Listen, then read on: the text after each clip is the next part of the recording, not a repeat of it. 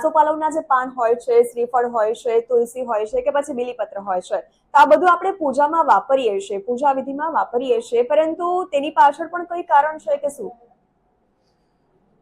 હા, આસોપાલવના પાન જે છે, કોઈ પણ ધાર્મિક કાર્ય હોય ઘર માટે સૌથી પહેલા આસોપાલવનું તોરણ, બીજા કોઈ કેમ નહીં, આસોપાલવ શું કામ? તો કોઈ પણ એક નાનો મોટો પ્રસંગ હોય તો સૌથી પહેલા અગાઉ જ આપણે જે વાત કરી એ રીતે વાતાવરણમાંથી ઓક્સિજન ઘટે અને કાર્બન ડાયોક્સાઇડ વધે. આસોપાલવ જે છે એ ખૂબ લાંબા સમય સુધી ઓક્સિજન ઉત્પન્ન કરે છે. બીજું, એની એરોમા જે છે એ પણ સારી. આપણે અશોક વાટિકા દાખલા તરીકે સીતાજીને જે રાખ્યા હતા, બરોબર છે, તો એ શોક દૂર કરનાર છે એટલે અશોક છે, તો એ પણ ફાયદો છે.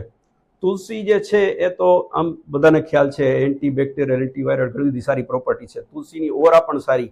તો તુલસીનો ક્યારો આપણા ઘરની આંગણામાં હોય છે તો એક અમુક મીટર સુધી એની ઓરા કામ કરતી હોય તો વાયરસ, બેક્ટેરિયા આપણા ઘરમાં પ્રવેશી જ ન શકે. બીલીપત્ર જે છે એ આમ કન્જક્ટિવાઇટિસ દૂર કરે, એટલે જ બીલીપત્રને આંખે અડાડવામાં આવે છે.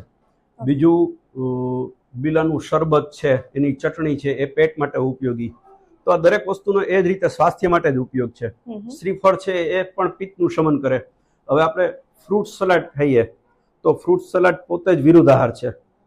ફ્રૂટ ખટાશ અને દૂધ સાથે ન લેવાય, તો ફ્રૂટ સલાડ ખાવું જ છે તો આના દૂધમાંથી કરી શકાય. તો આ બધી વસ્તુઓ એ જ રીતે આપણા શાસ્ત્રોમાં, આપણા પ્રસંગોમાં આ બધાનો ઉપયોગ મળી લેવામાં આવ્યો છે.